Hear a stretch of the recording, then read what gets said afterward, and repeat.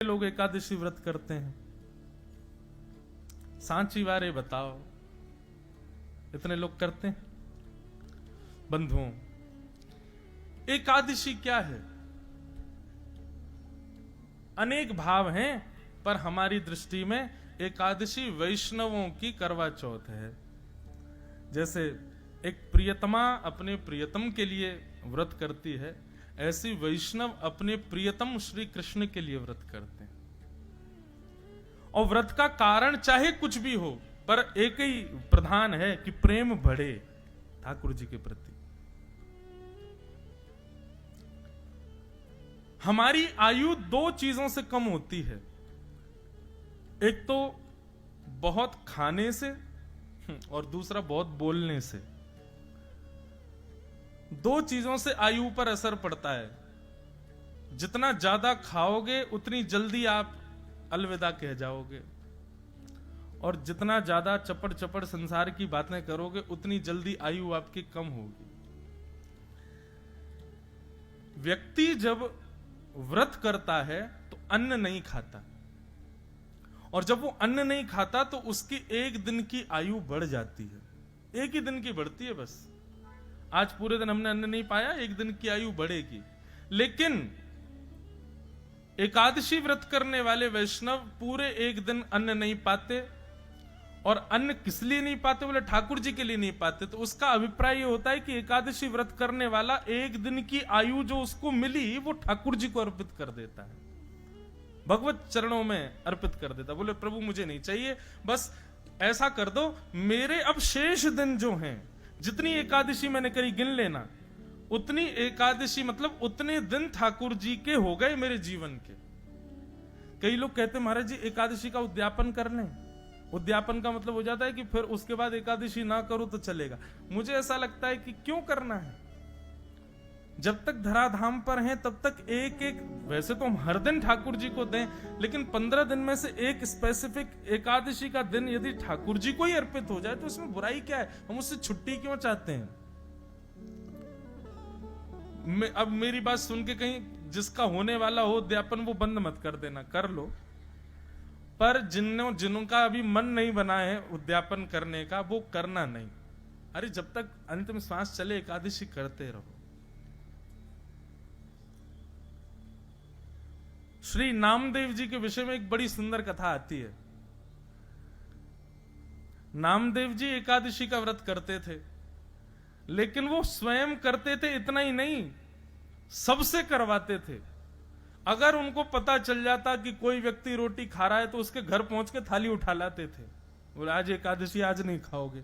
केवल वयोवृद्ध और छोटे बालकों को छोड़ के, और किसी कोई बीमार हो, बस 3 लोगों को छोड़ दे, बाकी किसी को खाने ही नहीं देते। एकादशी के दिन नामदेव जी पूरे नगर में घूमते और घर घर में जाके देखते कोई भोजन तो नहीं कर रहा है। ये भी एक वैष्णव का स्वरूप है कि मैं अकेला भक्ति करूं नहीं, सबसे करवाऊंगा, मैं सबसे नाम जपवाऊंगा, चाहे कुभाव से जपो लेकिन जपो। एक बार ठाकुर जी उनकी परीक्षा लेने के लिए एक ब्राह्मण का रूप धारण करके आ गए, और वयोवृद्ध ब्राह्मण 70-80 वर्ष की आयु ठाकुर जी ने धारण कर ली, और वयोवृद्ध से ब्राह्मण हाथ में लाठी लिए और नामदेव जी के द्वार पर आ गए, और द्वार पर आकर के गिर पड़े। नामदेव जी दौड़े, संत आए, जय हो भगवान पधारो।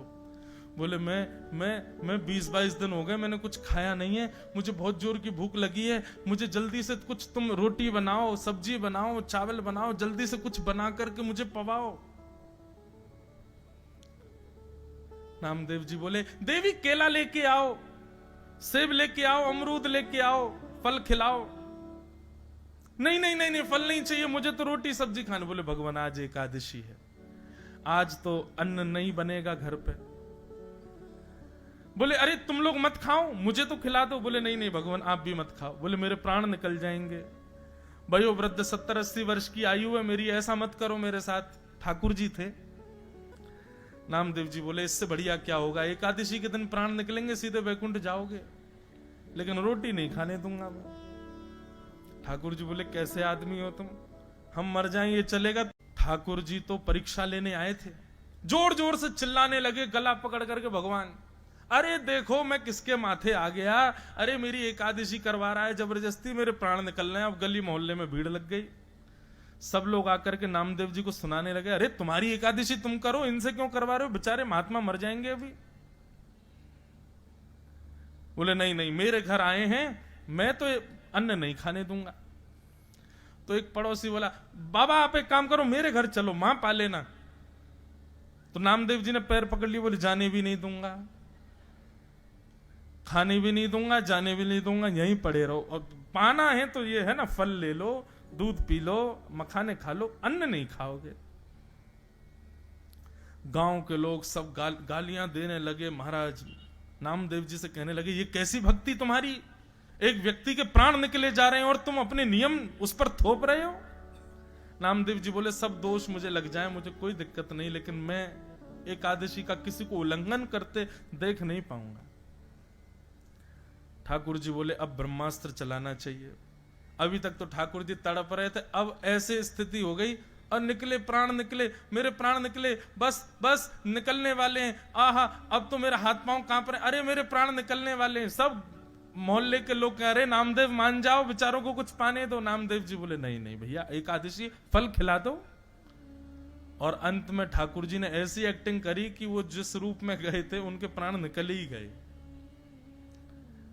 गली मोहल्ले के लोग कहने लगे, राम राम राम, ऐसी एकादशी का क्या फायदा नामदेव, प्राण निकल गए उनके तुम्हारे घर पर, दोष लगेगा तुमको, तुम्हारी भक्ति व्यर्थ है, तुम जबरदस्ती करवाते हो सबसे।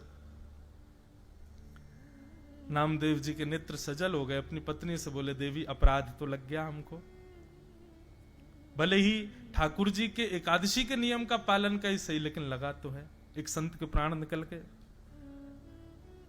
अपने घर में ही आंगन में चिता बनाई और उस चिता में उस व्यक्ति का शव रखा और शव के अगल बगल नामदेव जी और उनकी पत्नी और अपने बच्चों को भी बैठा लिया। बोले हमारा अपराध है ना, व्रत तोड़वाया, व्रत पूर्ण करवाया हमने, एकादशी का पालन किया हमने, तो प्राण भी हम त्यागेंगे। और जैसे चिता में अग्नि लगा करके नामदेव जी महाराज बैठे, ठाकुर जी कह रहे थे, वारे नामदेव तेरी भक्ति को प्रणाम। ठाकुर जी की कमर में जैसे ही नेक ताप सा लगा, सोई ठाकुर जी तो उठ के बैठ गए और तुरंत नामदेव जी को खींच करके अपने हृदय से लगाया। इतने में ही देखते देखते श्री पंडरीनाथ भगवान के रूप में वो संत प्रकट हो गए और श्री नामदेव जी को हृदय से लगा लिया। सब मोहल्ले के लोगों ने दर्शन किया, सब प्रणाम किए, देखा तो ठाकुर जी वहां से अंतर ध्यान हो गए। एकादशी के दिन ठाकुर जी आंख खोल खोल के देखते हैं कि आज मुझे कौन कौन याद कर रहा है, मेरे लिए कौन कौन व्रत कर रहा है। इसलिए भैया वैष्णवों की 3 निष्ठा हैं, तुलसी माला कंठी निष्ठा, दूसरा नाम निष्ठा और तीसरा एकादशी निष्ठा। ये 3 निष्ठाएं जीवन में लाइए।